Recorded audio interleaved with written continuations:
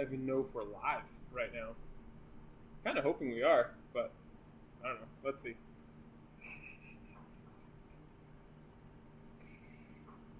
Oh, it is. 3 people watching. Hey, how you guys doing?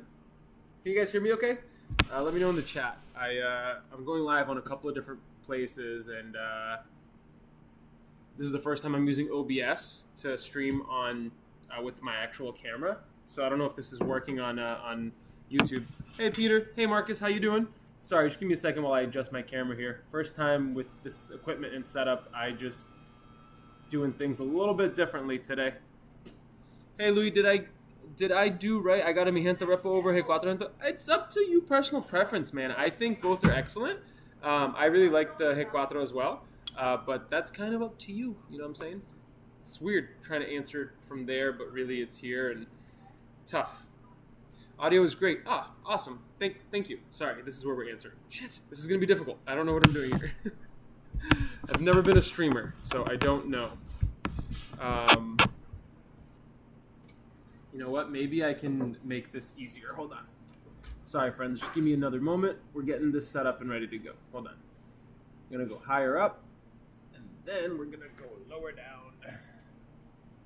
And then maybe you'll be able to see me, and I can put my laptop in front of me, and we can chat that way. There we go. All right. You know what? Just a little bit more. There we go. Okay. Cool. Okay, hold on a moment. Just trying to get all this stuff set up and ready to go. Sorry, rookie mistake. I've never streamed on YouTube before like this, so sorry. We're gonna figure this out as quickly as we can and try not to break my phones in the process. Cool. Now it looks like I'm actually looking at you guys while we're chatting. Something in my throat there. I don't know. Anyway. Cool. How you guys doing? So, hey, let's add some questions into the chat there. We're going to be answering some questions. What we're doing today is we're going to be drinking Cazcanes Rosa Blanco, talking about this. I'm going to be making for you guys a cocktail that is actually going on my menu on Wednesday, so you'll be the first people to see it. And then we can go from there. If anybody's wondering, we're also going to be going live on TikTok and Instagram, but you guys on YouTube, you guys are the important ones. So I'm just setting that up real quick. I don't understand why that's making noise. Okay. What's your view on cenotes reposado? I've never tried cenotes, unfortunately. Yeah. Peter, trying to answer some questions. Awesome. Thank you. Your honesty is wonderful. Has made my journey into tequila great. Well, I'm really happy you think so, friend. Tasting tequila and turning 30 tomorrow. Just setting up our live on TikTok. And then just, I know, guys, I'm sorry. I should have done this beforehand. I'm a bad person. I apologize. Okay.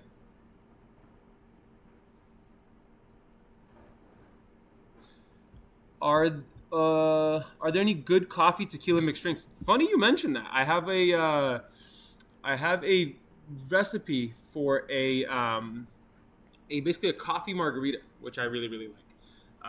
So I think it's really good and tasty. We can chat about it later. Ooh, that's blocking that. All right. Hey, friends. So I'm turning 30 tomorrow, and that is very scary.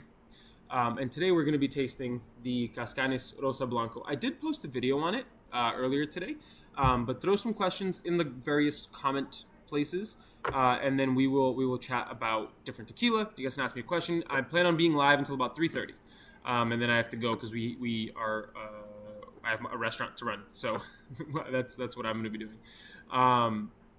And so someone asked here a question. What's your top 2 budget tequilas? Always a great place to start. So let's I will tell you guys that Cimarron is the brand of tequila that I use at my restaurant and bar. It's my well tequila. It is about $22 a liter.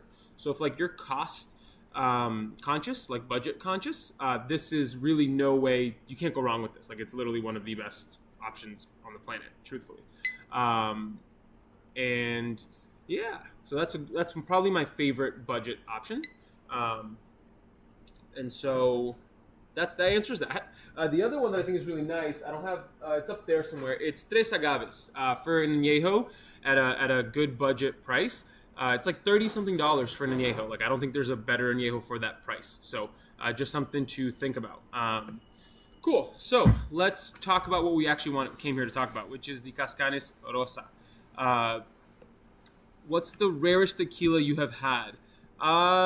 That's kind of a toss-up, actually. Probably between, I don't know if I'm supposed to say this, but I've tasted a very rare version of a very important tequila before anyone else had.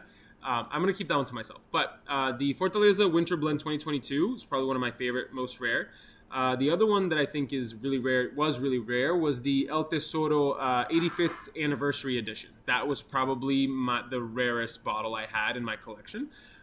Though, if we're being honest, this is actually probably one of the rarest bottles I've ever tried. There were only 200 of these made, and so I got my hands on one. So this is probably one of the rarest, just by literal numbers. So that's a good question there. So let's see what else we got. Is Suavecito any good? I don't know. I've never tried it. Everybody's saying happy birthday. Thank you very much. I really appreciate it. It's technically tomorrow, so not my birthday yet. But yeah. Let's see here. Just going through some more comments. If cost is no consideration, what's your favorite tequila? Well, that's a good one. Let's dive into that idea here. So what's my favorite tequila if cost is not an object? So I personally really like Cascanes. That's one of my favorite brands at the moment. Of course, Fortaleza is like number one in all of that. And then there's also, I really like El Tesoro. I really like Hit Cuatro. So those four are probably like my top four brands that I like. And I know that cost is a little bit of an interesting one when it comes to tequila, because some things are not really priced at what they should be priced, because some stores want to make more money off of it, and it's their prerogative. Every store can sell tequila for whatever price that they want to sell it at, and so it's hard to say. So I would say that to your question, which was what is my favorite tequila bar, without regard for price, those would be it. Cascanes, Fortaleza, El Tesoro, Hit Cuatro, probably the four that I would say are like my top favorites. If I'm looking down, it's because I have my camera up there and my in the comments down here, so I'm just trying to answer people. Have you ever had Arte Nom 1146? Funny you mentioned that.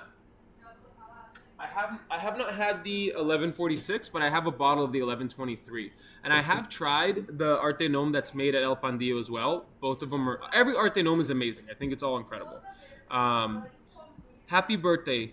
Thank you. Have you ever had an El Minero Mezcal, 50% BV? The best. It's personally my favorite mezcal. It's actually right up there. I don't know if you can see it, but it's Real Minero Largo is up there. D. Brooks, what's up, Louis? Thanks for introducing me to good tequila. You're very welcome, my friend. Happy that you like it. Happy that you've been enjoying my recommendations. Do you have Tears of Llorona? I do not. I have not gotten a bottle. I have not paid for it yet. So I haven't. I'm sorry. What do you think of Código 1530? I think Código was one of the very few actual decent celebrity tequila options. I just think it's a little pricey for what it is, personally. Cascahuin Tahona Blanco discuss. If I had a bottle of Cascahuin, I would talk about it nonstop, but I just don't have any with me. I had some when I was in Tulum earlier this year, and it was amazing. By far my favorite, one of my favorite tequilas as well. I just haven't, I just don't have a bottle of it, and so I don't talk about it because I have never found some here in Mass, which is weird. Also, there's gonna be a lot of random noise because my bar is opening and people keep calling, so I probably should have muted the phone, but whatever. Let's see here. What's your opinion on Costco store brand tequila? So there's no Costco within I think there's one, the closest one to me is like an hour away, so I haven't gone to Costco. People ask me about it all the time. Is your Fortaleza allocated? It is. I get my Fortaleza from my rep, so that I get them for my bar and restaurant. I use them to make content, and I also take some home sometimes. I don't know if I'm supposed to say that, but whatever. Goonies Goondocks, love your channel, dude. Best tequila for margaritas. Thank you. And then also, Probably, I would say Cimarron is my favorite tequila for margaritas. It's cheap. It's amazing. It's additive free. It's awesome. That's going to be probably my answer for that.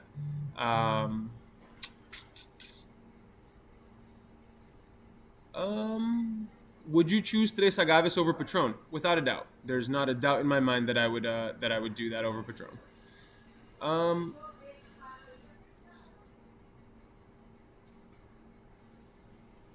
right. Do you grow your own tequila? Do I look like a farmer? I mean, don't answer that question. I think you might. People might say that. Happy birthday. Yeah, thanks to my wife, I have tried new tequilas and have you recommended. We love all of them. Her favorite is Mienta. Oh, I'm happy to hear that, man. Happy to hear that you're liking that. Any opinion on cenote? No opinion, because I do not have it. There's a Costco in Waltham, which is 32 minutes away from you. Damn, Sam, that's very specific. And I guess you're right. I guess I lied, and I guess I didn't know that. I thought there was a Costco much further away from me. So I'll probably have to hit one up to answer that question. People ask me all the time, like, what my favorite Costco tequilas are, and I just haven't gone. So we'll have to rectify that. If anybody has a Costco membership, they want to sling my way to make that happier, make it easier. Any plans to go to Guadalajara? Many plans to go to Guadalajara, but unfortunately, things just didn't work out this year. I had a trip planned. I actually had 3 trips planned for the fall to go to Guadalajara, but through a myriad of issues, I just didn't go.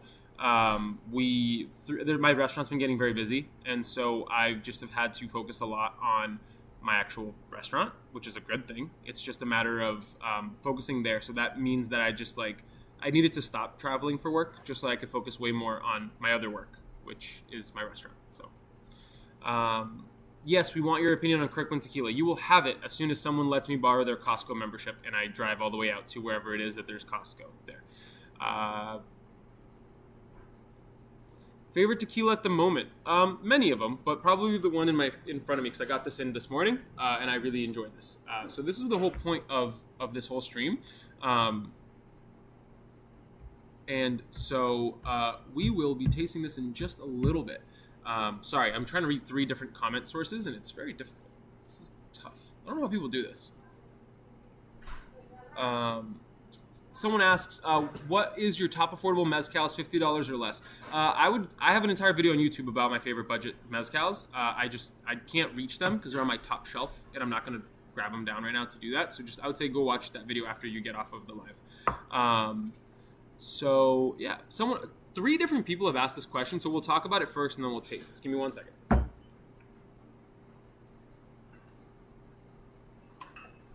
right. So the question is, what do I think of Mienta?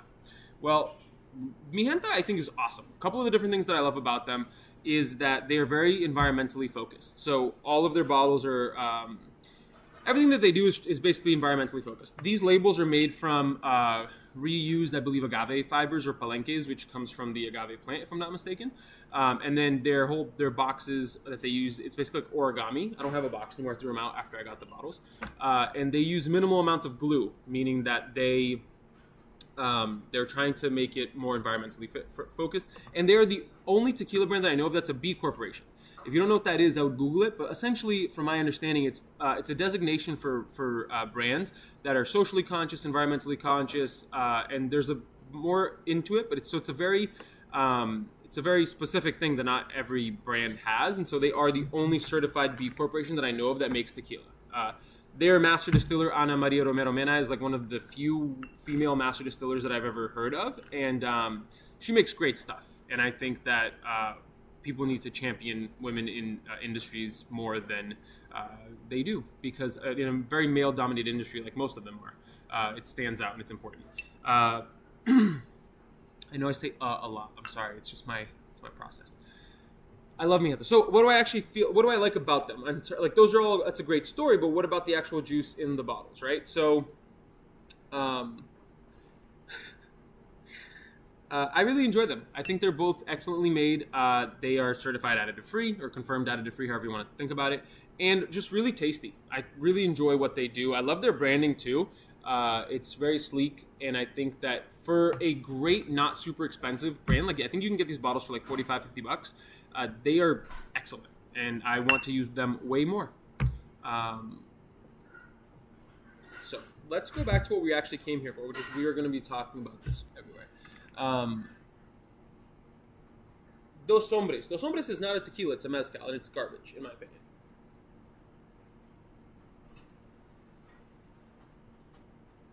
So this is Cascanes Rosa Blanco. So why am I talking about this today? Well, they just launched their Rosa Reposado today, and I just got a bottle of the Blanco today. So what is different about this? So as you can see, it's a Blanco, which is what I said, but you guys are like, well, but that bottle is colored. What is that? So Blanco is technically a designation, meaning that a tequila was not aged for longer than 2 months. So I think up to 60 days is the window for when a tequila is technically still a Blanco. And this is rested in former Cabernet barrels for 45 days. So that's where it gets all of its color from. And what I love about this is that it has a very nice light rose tint to it. I'm going to pour quite a lot here, and you guys are going to judge me. But it's my birthday tomorrow, and we're going to celebrate. So it's got a nice, lovely, like, rose color to it. And then right on the nose is very citrusy. It is very fruity and agave forward.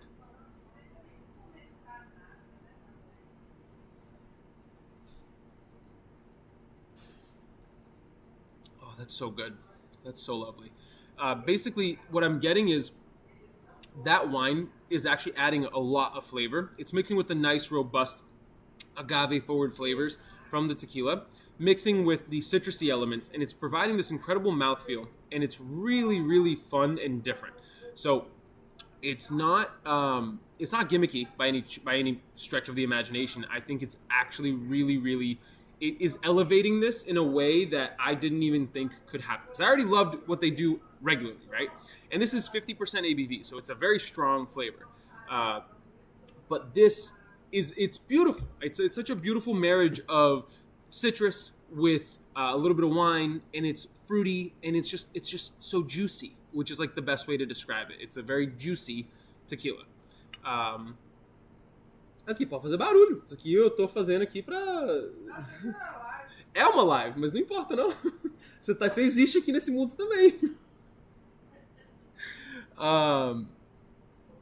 Where's your restaurant? What's the name? I would like to try it. Love the tequila selection. So I actually have like 60 different brands of tequila at my restaurant. So if any of you guys are in the New England area, my restaurant's name is La Rarest Brazilian Barbecue and Bar. We are in Marlborough, Massachusetts. Google it or follow the link in my bio. I live in Connecticut and have been to 6 Fortaleza dealers across the state, and they're all out of stock. I love the way you put that. It sounds like it's like some sketchy guy with a van being like, "Oh, I sell Fortaleza. He's my dealer." Which is, I'm sorry to hear that. It's tough to find. Even most places don't have it, but that's funny. What's better, Fortaleza Winter Blend or Lot 150? They're both vastly different. There's not a better one. It's just about what you prefer. User 5, I'm not going to say all those numbers. I got lucky and got a Rosa Repo and the Montagave Añejo today. Super pumped. I need to get my hands on that Montagave Añejo. It sounds really good. I've heard it's great.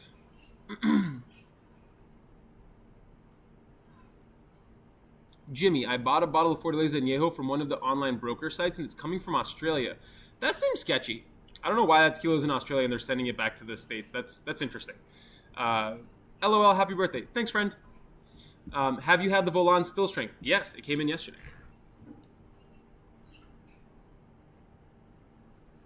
So I got a bottle of it yesterday.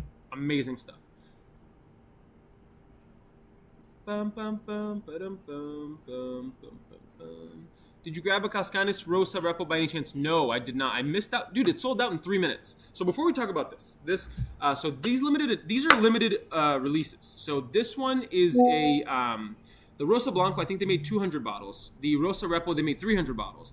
The Rosa Repo, from what I saw, it sold out in 3 minutes. It launched at like noon Eastern, 9 Pacific time, and they sold out within 3 minutes, which is nuts to me.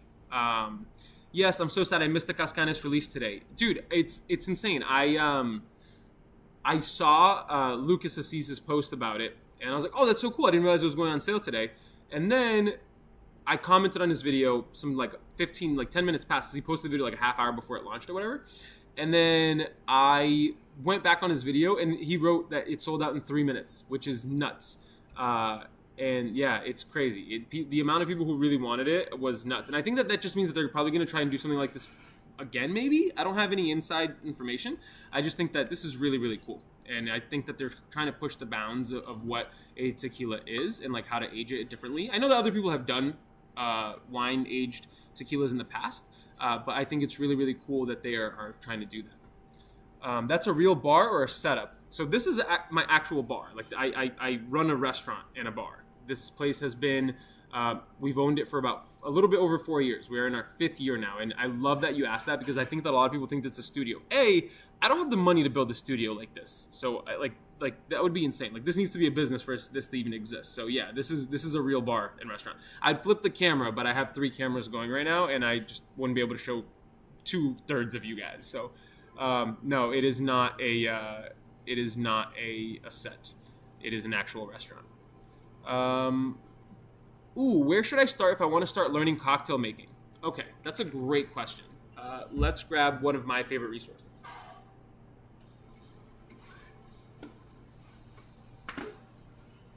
So this is one of the things I talk about a lot when anyone asks. So first I want to start off by saying there is a big difference between cocktail making and bartending.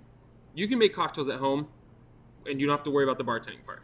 If you're going to be working in a bar, the cocktail making is like 0.001% of the whole job. The job is to cater to the people sitting in front of you and at your bar. And so that part is the really important part. Because if you can't do this, like the talking part, you're shit out of luck. Like, I'm sorry, like you're not going to be a good bartender. No matter how great your cocktails are, if you don't like and enjoy the interaction with guests, you're like, that's awful. Like you're like that's the whole part of it. Quick intermission. Hunter Barrington, how do you feel about turning 30? I've been having a slow mental breakdown over the last month about it, and my wife keeps making fun of me about it. Yeah, it's miserable. I'll be honest with you. I don't like the idea of turning 30 at all, but I guess it's a good thing. I'm still alive to see 30. And then my cousin called me today, and he was like, hey man, if you were in the Middle Ages, you'd be an AARP member by now. So perspective is the important part. Okay, back to talking about where to learn how to make cocktails. My favorite resource, why does Instagram not make it easy to keep track of all the questions? I don't get it. And we're going to be talking about the Cascanes Rosa again in just a little bit. HME3USA says, I'm coming down from New Hampshire after I stop at Treehouse. Excellent idea. Treehouse in Tewksbury, I was there 2 weeks ago. Amazing. Really great place. They did a really great job. And please come down. I'd love to meet you. It'd be really awesome. Sorry, I'm just trying to go through these questions before we get back to...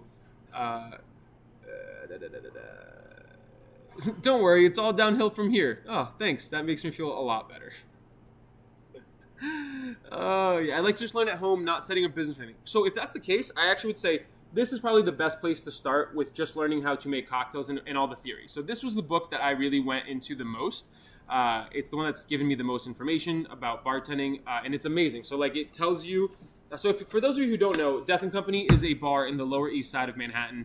They also have a couple of other locations. And I think they have LA, Denver, and they're trying to open one in Austin. I could be wrong about that last part, but amazing experience. It's one of the best bars I've ever been to. And they really, this book really opened my eyes and taught me so much about bartending and like making cocktails. And so it goes into like mixing vessels, like why you stir versus shake a cocktail, all the different tools and what they each mean and how to use them.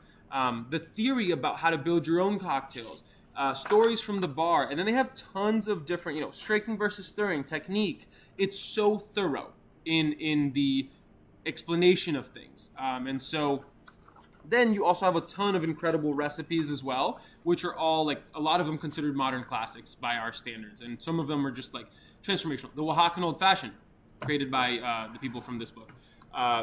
The Naked and Famous, which is one of my favorite cocktails ever, was created by Joaquin Simo, who worked at Death & Company for quite a while. It is the Death & Company cocktail book. And we're answering the question of if you wanted to start learning how to bartend and make cocktails, where would you start? I would say right here. This book is astounding. So much information, so much into it.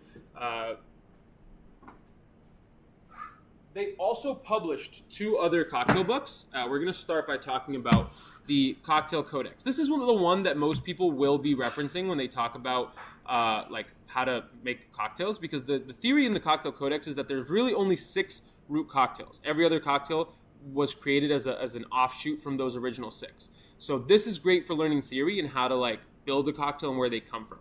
And then they also launched the Welcome Home, which I think was last year or the year before. It's essentially a follow-up to their original cocktail book, and it just has more technique, more information about cocktail making and bartending. So those 3 are all very, very good. Now, a cocktail book that a lot of people don't really know about, and it's one that personally for me is one of the best out there, is Regarding Cocktails by Sasha Petrosky and his he's the late one, Georgette Mosier Petrosky. Sasha Petrosky was the owner of Milk and Honey in New York City, which is now Attaboy. And he was credited for a lot of really great modern classic recipes, and was a hugely influential figure in the cocktail renaissance that we've experienced over the last 20 years. Unfortunately, he passed away many years ago. But this book right here, what I love about this book is that how's the food at your place? What do you want me to say? Terrible? No, I love the food at our place. I think it's. I'll explain that in a second. Let's keep talking about this, but I'm coming back to you. Just give me a minute. And so. This book, what I love about his theory of making cocktails is that a cocktail doesn't have to have a million ingredients for it to be crazy or to be good. It doesn't have to be an insane cocktail for it to be, worthwhile. So you can make really great cocktails with simple ingredients and in a simple build. And that's what this book really opened my eyes to. And it's just, there's so many great ones in here, like the Gold Rush and the Water Lily, and just really incredible cocktails in this book. Now, for a lot of you, because I know you like tequila, mezcal, that's why you follow me, the book that really changed my life in terms of cocktail making is Spirits of Latin America by Ivy Mix. And this book, when I was opening my bar and restaurant, it was hard because it's like, there's no one who really focuses on South and Latin American cocktails and spirits, right? And that's what I focus on in my bar and restaurant. We have a ton of cachaça, tequila, pisco, all stuff from South Latin America. And I was really looking for a resource to help me on this journey. And so Spirits of Latin America is a book by someone who I deeply respect. And I've been to her bar a couple of times now. I was there a couple weeks ago. Her and I actually got to chat about some fun. It was a really great time anyway. Full of it really breaks down each of the spirits and why they're so important. And it tells a story. And so it goes into like agave, and this is really where, for some of you who are asking like how I got started on my journey to enjoying tequila, it was probably this book, truthfully. As you can see, my copy is literally falling apart, and it's one that I reference so much. So definitely, if you want to learn more about agave spirits, cocktails, things along those lines, this is definitely a place to go. All right, so back to the question about the food at my restaurant. My mother was a butcher many years ago. And so we work with a lot of picanha, as Peter here is asking. Yo quiero picanha. Yeah, me too, man. And we really work with the best cuts of meat, and we really focus on trying to make the best food possible. The same way that I treat my bar is kind of how we treat the kitchen. All as close to a scratch kitchen as possible. We really try to bring the best of South and Latin America through our food and through our drinks. And I deeply believe in our mission, and I love what we do, and I think that our food is just incredible. I only asked because I looked at your place's Yelp reviews, seeing reviews. So don't look at Yelp. This place has existed for about 20 years. We only bought it 4 years ago. So a lot of the reviews on Yelp are much older. If you look at the newer ones, they are a little bit better. If you go on Google, the reviews are better, I'll tell you that. Is there a bar you can recommend in New York City to have a great cocktail? Many. Starting with Leyenda in Brooklyn. If you go to Leyenda in Brooklyn, it's where Ivy Mix owns a bar. It's amazing. South Latin American cocktails, can't get any better than there. And then in Manhattan itself, I like Death and Company. Amoria Margo, which is right next door to Death and Company. Double Chicken Please was amazing. Attaboy was one of my favorite experiences ever. Where was I recently? We went to the Dead Rabbit a couple weeks ago. Amazing. New York City has some of the best bars in the world. So yeah, there's so many for great cocktails. Sorry, Instagram, I've been ignoring you. Just trying to see what else we got here for questions. Bum bum bum bum bum ba-dum bum bum bum bum bum.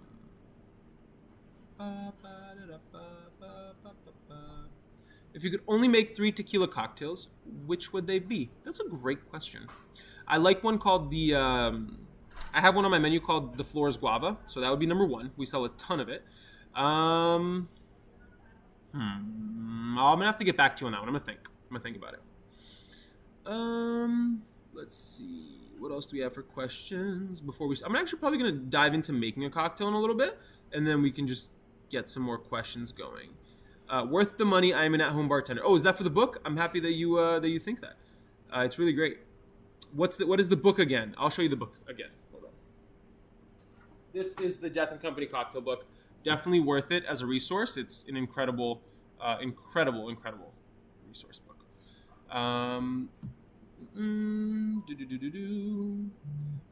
All right. Wow. Oh my gosh. I have been ignoring you guys on Instagram. I'm so sorry. I don't know how this works. I apologize. All right. I'm going to go down to the bottom and then we'll go from there. Have you written a book? No, I'm in the process of starting to write a book. That's actually one of my biggest goals in 2024 is to finish my cocktail book. I have a ton of recipes and I started writing some different chapters. Roro, specs for the Flores Guava. Not yet, friend. I will be sharing it when the time is right.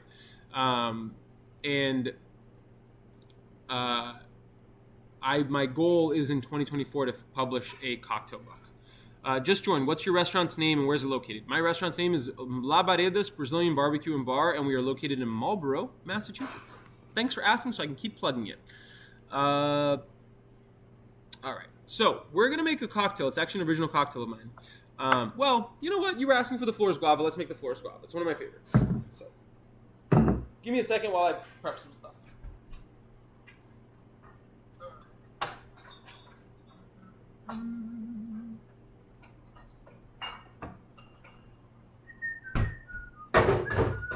Super simple cocktail, just like 4 ingredients. So we're gonna grab our shaker. We're going to do 3/4 of an ounce of freshly squeezed lime juice.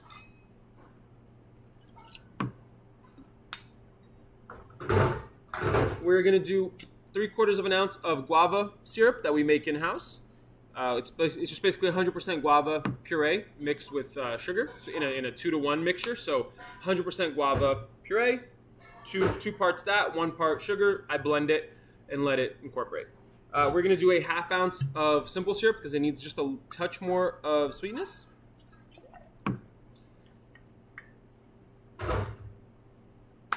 There's my cimarron, and we're gonna do 1.5 ounces of cimarron.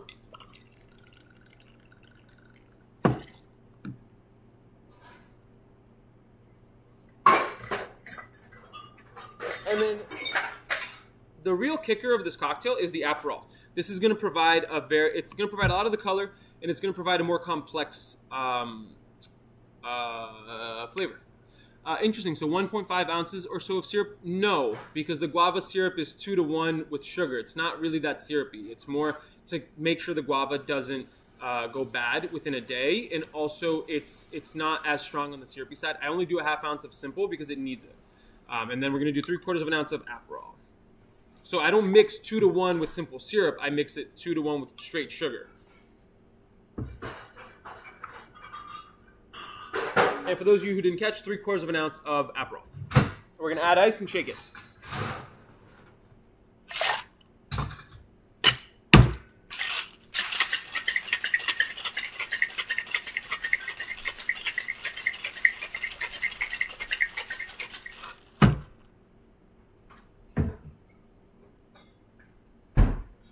And of course, make sure your coupe is chilled. And then we're going to double strain this out.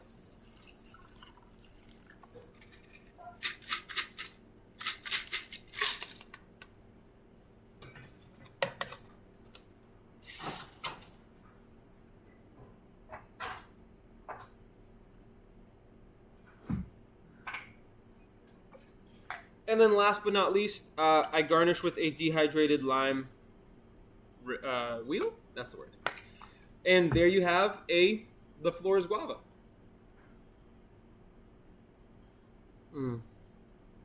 So good.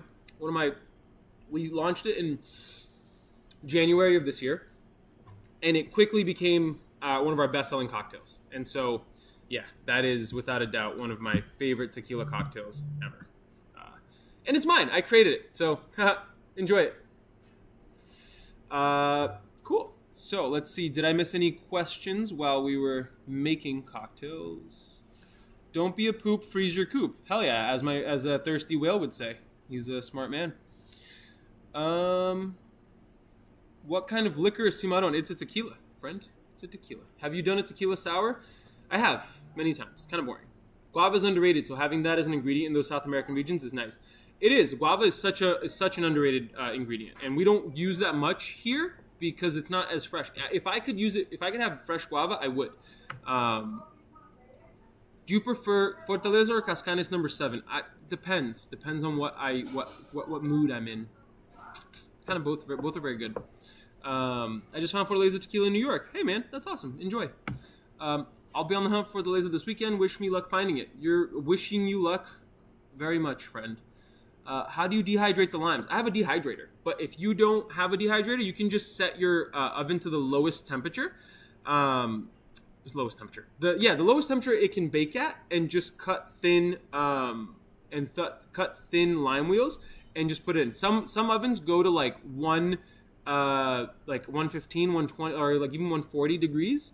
And then just in a couple of hours, it should dehydrate. But I have a dehydrator now. I used to make it as in my oven. But if you look on my YouTube, I actually have a whole video on how to make it. You can search on Instagram too, but it's hard to search on Instagram or even TikTok. It just doesn't show up stuff.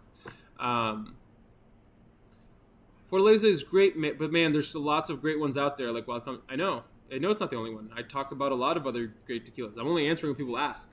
But yeah, you're right. There are a lot of great tequilas out there. As we were talking about earlier, I was talking about Cascanes, talking about Mienta. I've talked about Hit Cuatro this week. I talked about Volans yesterday. We went live yesterday talking about Volans, which I think is, in my opinion, one of the best up-and-coming brands is Volans. If you can get your hands on it, really, really good. Oh, you responded to the user. My bad, dude. I take that back. I apologize.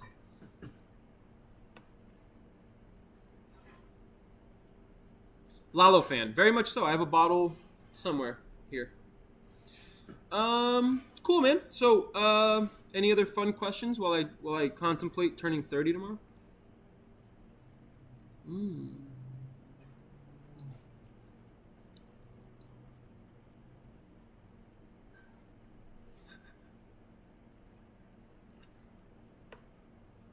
Barman Stout. Any good reads to start learning about mezcal and tequila? I was talking about it earlier, but just real quick. Spirits of Latin America. Probably one of my favorites. I actually have a couple of other tequila books. Let me grab this one. We'll talk about another one.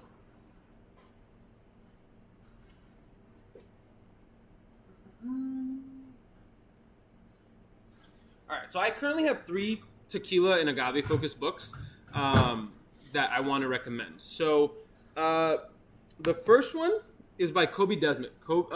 This is a great book and a great resource to learn exactly about tequila and mezcal. This one right here, if you can get it, it's incredible. Tequila and Mezcal, The Complete Guide. It's by Kobe Desmet and Isabel Boons. Such an incredible book to learn about tequila and mezcal. It's one of the most thorough that I've ever seen. So definitely check this one out. And the other one is, this one goes deep into different brands and what makes it each one different. The Tequila and Mezcal Companion by Tess Rose Lampert. These are really the 3 that I would recommend for learning about tequila. These have given me a lot of information, a lot of valuable insight into it. Ooh, that's such a great question. Let me put these away and we can talk about it.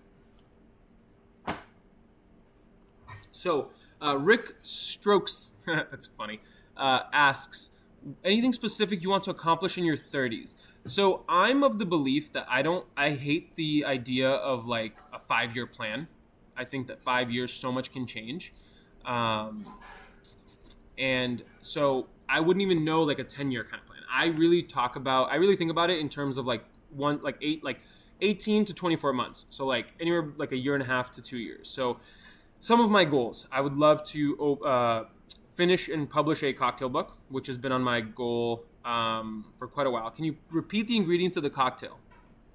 So, Rick, we'll get back to your question. So this is the Flores Guava. It is 1.5 ounces of Cimarron tequila, 3/4 of an ounce of a guava syrup, 3/4 of an ounce of freshly squeezed lime juice, 3/4 of an ounce of Aperol, and 1/2 ounce of simple syrup. And so, number one, finish and publish a cocktail book. That is within my next year to 2 years. I would love to do. The other one is if possible, I'd love to open a second bar and restaurant, but I have to do it the right way because I don't want to be burnt out and I don't want to get divorced a year after getting married. So we're going to try and make sure that my wife doesn't hate me. So we're going to have to take some time and figure out how to do that. And then my big one, I haven't told a lot of people this, but I'll tell you guys here because whatever. And, whatever, we'll celebrate. So one of the things I really want to do is I want to create a cocktail competition for YouTube and for the social media, but using my bar. I'm in the process of getting a couple of people who are interested in participating, getting a couple of sponsors involved because it is going to be costly. And I really want to do it similar to like Chopped, which is one of my favorite TV shows of all time. So I've had this idea for like 3 years now. Ever since I started making content for YouTube, it was always my like gold star of like North Star, not gold star, North Star of like what I wanted to do. And so I've been in the process of trying to get those things in order, getting some better equipment, some better lights so that it actually looks good. And so I plan on shooting a pilot for it in the next couple of months. And so we'll see how that goes. I'm really excited about it. I hope people will be excited about it as well. I'll have to do a lot of promotion for it. And so I really, that's the thing that like excites me the most about like, content wise. But, for more, plans of what I want to accomplish in my 30s, I would love to, start a family, just have kids, I think, if my wife wanted to.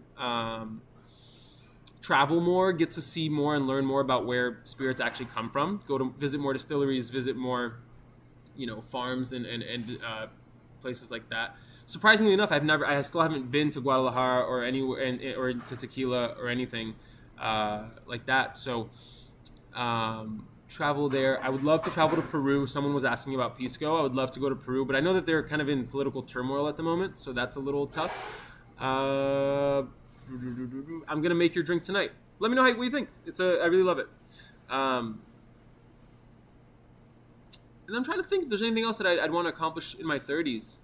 Just live a good life, really, and just not work all the time.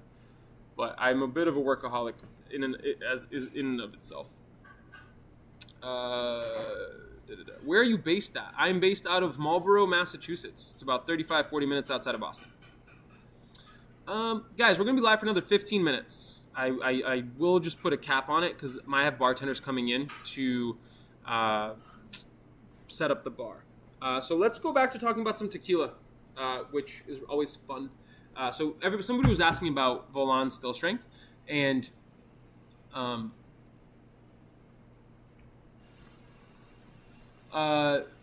love Volans. I think that we were talking about it yesterday. Volans is probably one of my favorite up-and-coming brands. I think that it is such a underappreciated tequila, and I think that it's going to blow up soon because I think that the quality of the juice in their bottles is amazing. The branding is really nice. It's great price. It's not super expensive, and I just absolutely adore it. I got a bottle of this yesterday, and it's so stupidly good.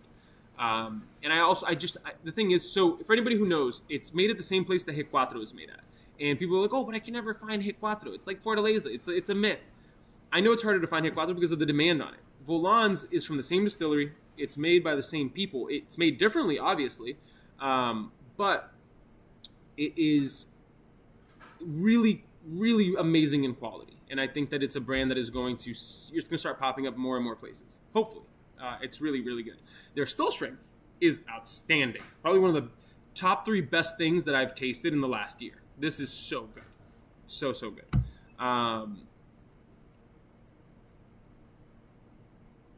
Just trying to keep up with all of these questions. How can it be from the same place yet a different brand? I don't know how to answer that question without coming across as a dickhead. So let's try a different way. So it's made at El Pandillo, which is where Felipe Camarena is the master distiller, and they have 3 or 4 brands, I believe. I'm not sure what's currently in production. What I know of is, so they have Volans. Let's go grab the other ones for fun.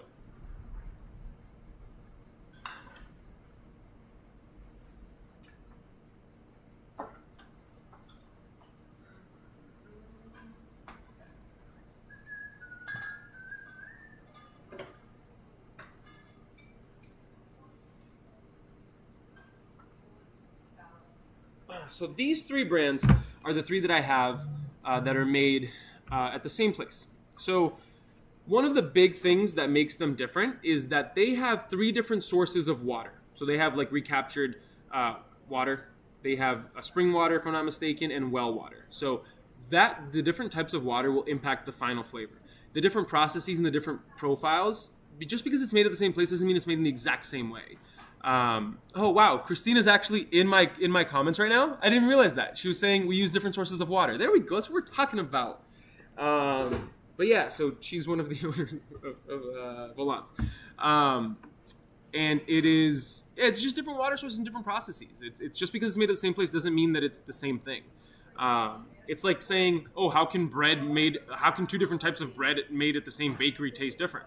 Different processes, different things. I don't know, like, yeah, you're still using the same ingredients, but the way you make it matters, if that makes sense. I hope that's a good analogy, people. If it is, awesome. If it's not, sorry. Just trying my best. So yeah, that would be one of the ways that it's a little bit different. And so I do think that these guys are on the up, and I think more people should know about them. The other one too, Primo, is another great brand coming out of El Pandillo too. So yeah. Volans is the name of the bottle in the middle for you guys asking. Come to Toronto. Our tequila selection is abysmal. Yeah, Canada as a whole has a horrible tequila selection. I was up in Montreal in April, and I was stunned at how terrible it was, the selection there. The best I found was Tres Agaves, which is not a bad tequila by any means, but that's literally like the best that I could find. Gosh, guys, you guys are asking a lot of questions. I'm trying to keep up here. I'm so sorry.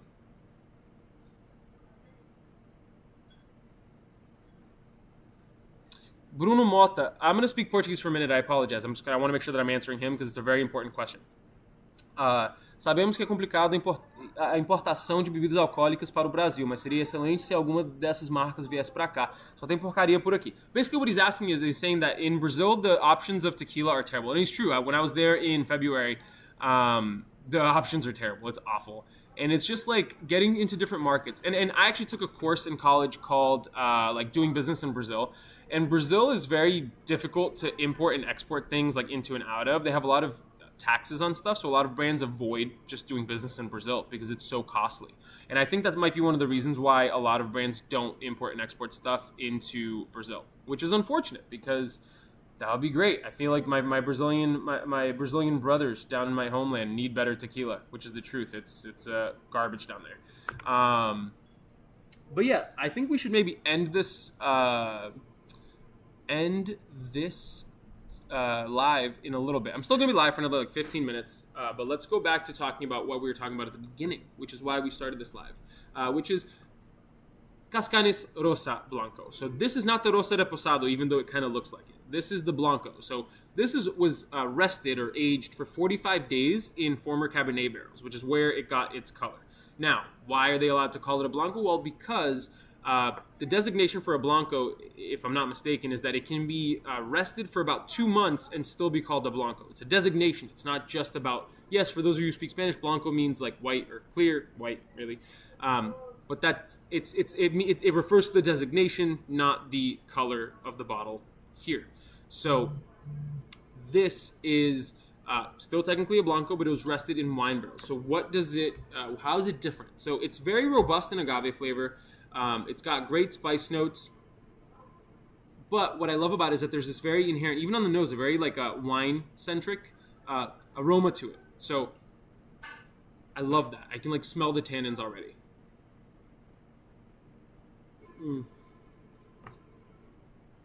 Jesus, someone's really trying to call the restaurant right now as I'm live.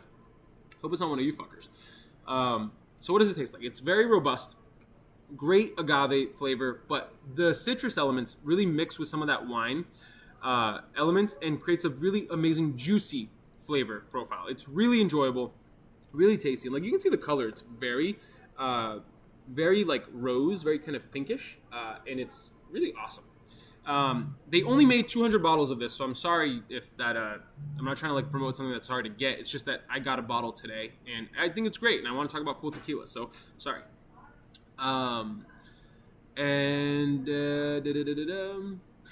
Gus Rojas goes, "Happy birthday, bro! I'm gonna send you a bottle of Jose Cuervo. Just have headache pills next day.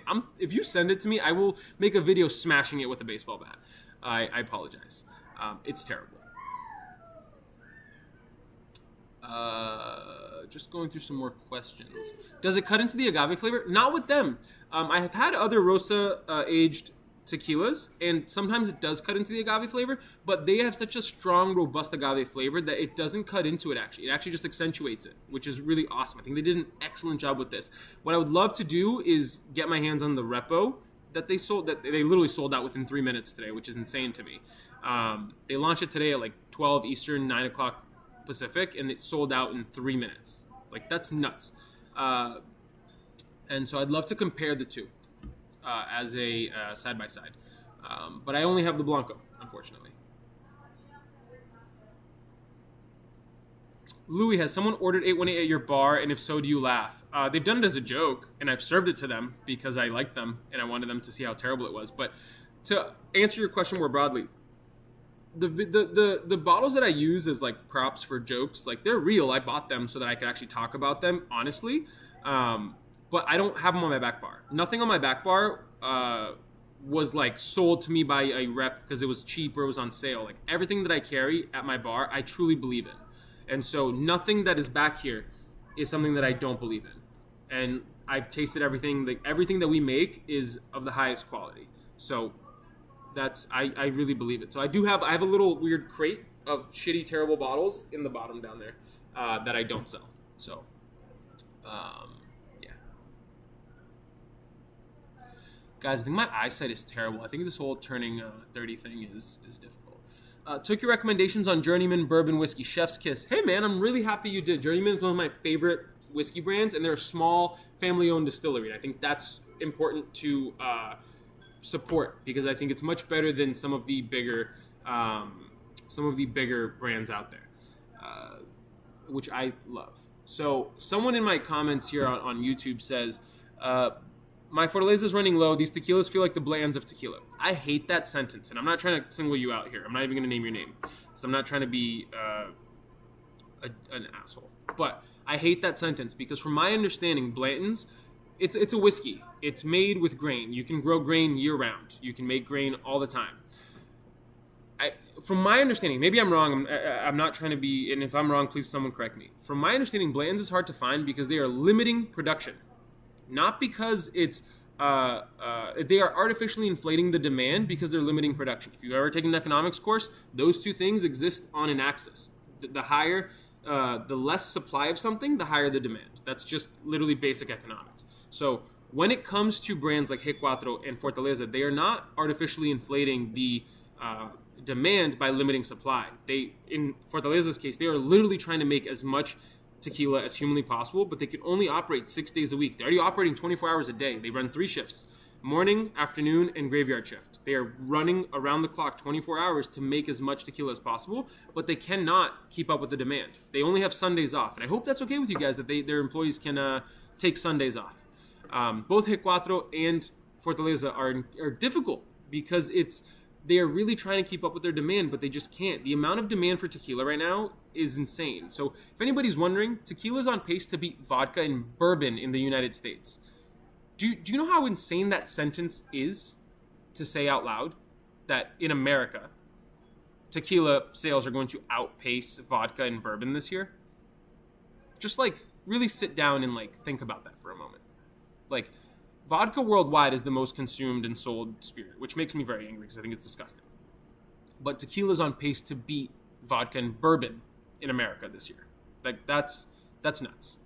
So that's why you can't find a lot of these brands. It's not because they are. And the other thing about it, right? So grain, you can harvest grain multiple times a year if you have the right, tools and stuff. Agave takes 6 to 7 years to reach full maturity before you're able. Like the Blue Weber agave takes 6 to 7 years.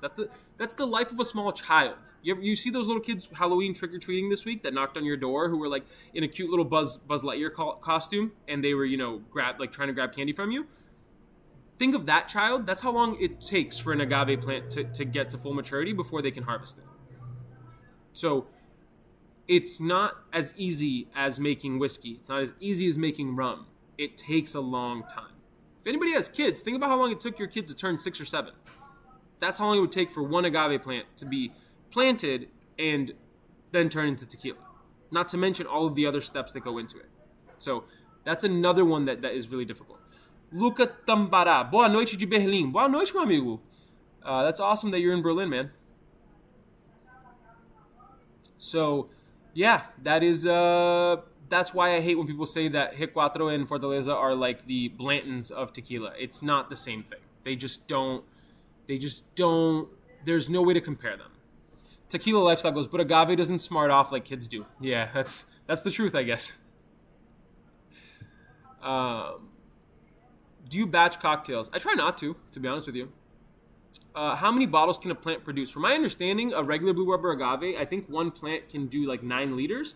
So if they're 750s, you're probably looking at 12 bottles a plant, which is really not much. You know what I mean? Like that's one case, depending on what brand you're buying. Dude, someone keeps calling every like 2 seconds, and I should answer it, but I'm with you guys, my friends, right now. What are your thoughts on Patron and why? I'm gonna be very nice about this. They have done a lot of work to try and skirt around getting a confirmed additive-free sticker from Tequila Matchmaker, and they are now one of the first brands. They're like the pilot brand of the CRT's new additive-free program. I think it's sketchy. I don't like Patron, to be honest with you. What's the best new mezcal out right now? I talked about it the other day. My current favorite is Origen Raiz and Real Minero are 2 of my favorite brands. They're actually right up there. All right, friends. So, did you create your food menu? The cocktail menu was created by me. The food menu was more of a collaboration between myself, my mother, and my brother-in-law, who's no longer part of our partnership. I almost said no longer with us as if he died. He's not dead. He's alive.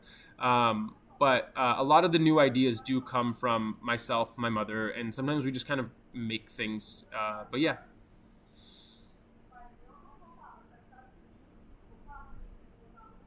I do like steak pairing with tequila. It's a great pairing, my friend. It's a great pairing. How many languages do you speak? Fluently, 3. I speak English, Portuguese, and Spanish. I grew up, my 2 best friends, 2 of my best friends are, one's from Puerto Rico, one's from the Dominican Republic. So I grew up just speaking Spanish as well. And then I took 8 years of Spanish class. And then my wife lived in Madrid for a year. So when I visited her, got a lot of different exposure. And I also dabble in other languages. I've been trying to learn Japanese since I was like 16, 17. I'm not saying that I can speak it. I can understand a good amount, but I am very shy about speaking it. Not like any of the languages that I speak fluently. Cuando vienes a Guadalajarense? I'm going to answer in English so that other people can participate. But I was supposed to be in Guadalajara 3 different times in the last couple of the last 2 months. But because of my restaurant, it's taking up a lot of my time. I haven't been able to actually commit. So hopefully in the spring or fall, winter. Wow, I said 3 different seasons. Like in January, February, I'm hoping to get a trip on the books because that's a little bit slower at the restaurant. I have the ability to actually step away. Cristina Volans, felicidades, muchas gracias, Luis. Nos vemos en diciembre. Oh, gracias, Cristina. Sí. I really hope that you do come by in December. That'd be awesome. We'll see you soon. Is $100 too much for Cascanes Blancos number 9? No, that's what the brand sells it for. That's their MSRP. So I don't think it's too much. That's what they price it at.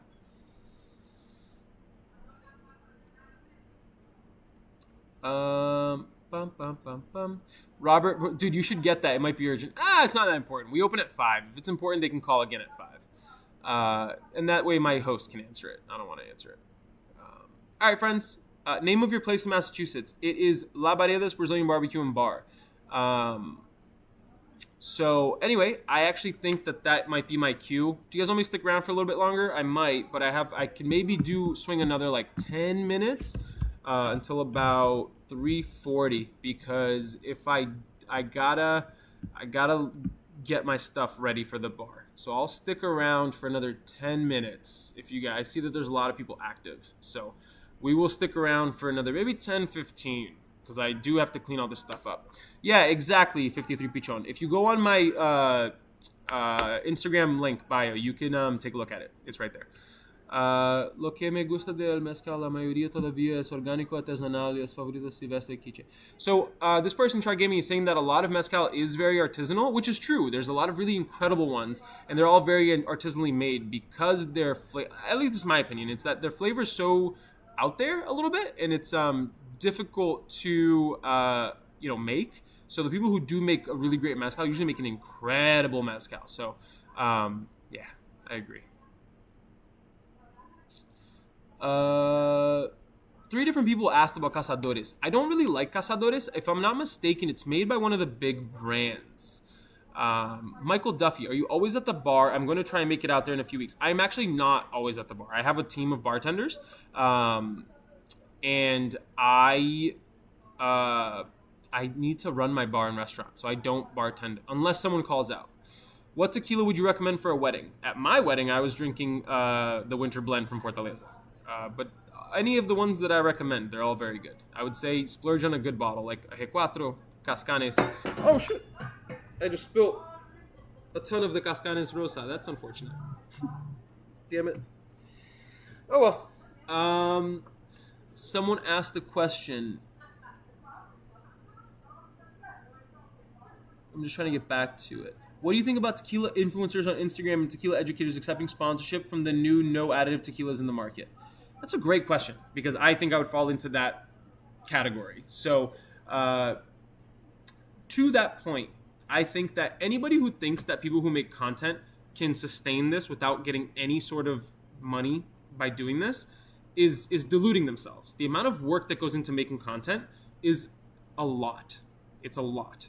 It's the planning, shooting, scripting, editing, lighting, sound. All of this takes so much time, effort, energy, and usually we don't get paid from these platforms. Especially with us who talk about alcohol, Instagram will not pay us. And even if they did, it's like nothing, right? So you don't make any money from these platforms.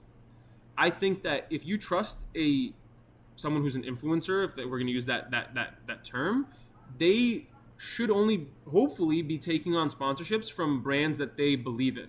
And do your own research. And I don't think it's necessarily a bad thing, because I believe that there are ways to work with brands that are paying the person, but doing so in a way that is actually still beneficial. And so for people who are like, oh, that's they accepted sponsorships, they sold out. You have to realize the amount of time, effort, energy, and money that goes into making these making these videos. It's not cheap. It's not easy, and it takes a lot of time. So if you don't think that it's okay that they're accepting, sponsorships, then I don't know what to tell you, because the truth is that this stuff is a lot of hard work. That's my little rant about it. Hopefully you guys see it as such.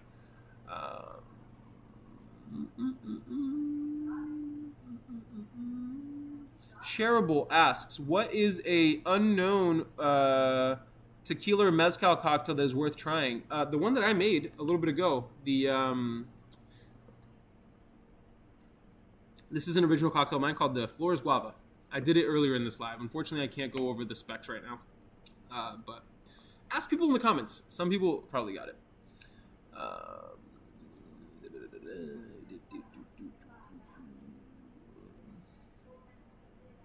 Cachaça and rum differences. If so, what do you prefer? I'm Brazilian, so what I prefer out of anything is cachaça.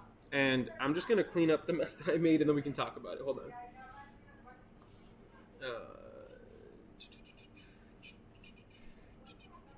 Mobster Lobster, I answered your question. You asked if $100 is too much for Cascanes Blanco. I don't think so, because that's what they charge it for. Like, that's the MSRP from the brand. Like, that's the only price you're going to get it at minimum. Anything above that, is more, but that is the minimum that the brand, that's their MSRP. So unfortunately, that's the answer to your question. So let's talk about Cachaça versus rum as the last little part of all of this, and then we will be on our way to a great weekend. And then Louis can go cry about turning 30 tomorrow.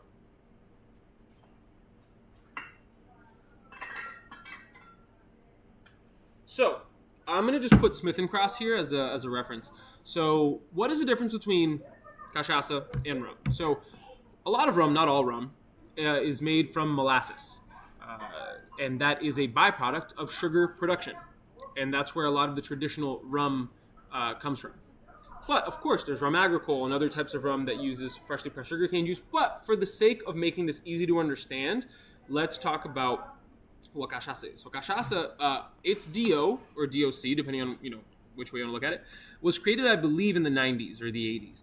And it's basically Maestro do Bel Diamante. From what I've heard, it's made by Jose Cuervo. So I'm not going to drink it. I'm not going to review it.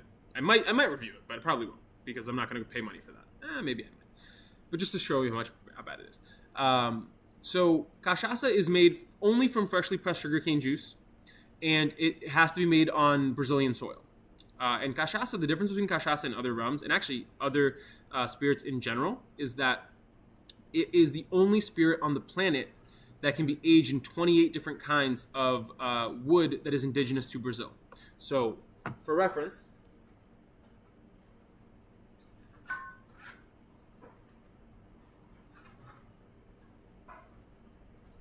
I have these two bottles here from Novo Fogo, and they are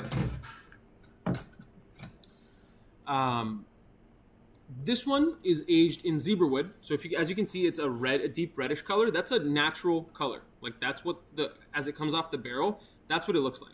So this is aged in zebra wood, which has a really fun, funky, sweet, fruity kind of flavor. This one is aged in the wood from the tree that gives off Brazil nuts. So the big brown like chestnut walnut things. The tree from there. So how does that impact the final flavor? So this has a nice dark fruity element to it, and it's like very funky and weird. This one has a nice butterscotchy caramel, amazing nutty flavor. It's so good. So I actually have an entire video where I was down at their distillery back in February, March, I keep forgetting when it was, but I went through and showed like how they make it, what makes them special, and I love this brand my entire heart. Like they are amazing. It's just, I love what they do. I love they're so environmentally conscious, and their product is amazing. Yeah. So let's see what else we got here.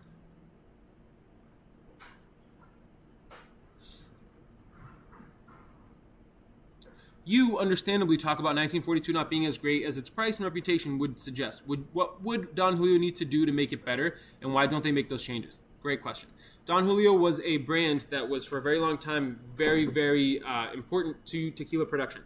And then they sold out to a very large company whose only motivation is making as much money as humanly possible. So how would they get back to making changes? They would actually have to give a shit about what they make and what they do. And that's not going to happen. They just want to make as much money as possible. So they have to make it artisanally. They'd have to stop cutting corners. They'd have to do it the way that the people who used to make Don Julio before made it before.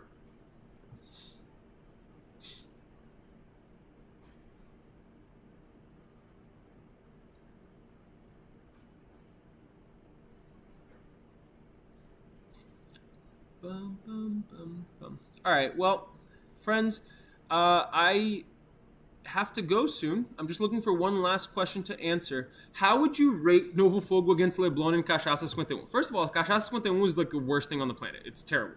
Leblon is okay. It's decent. It's a good option. Novo Fogo beats them without a doubt every single day of the week, twice on Sundays.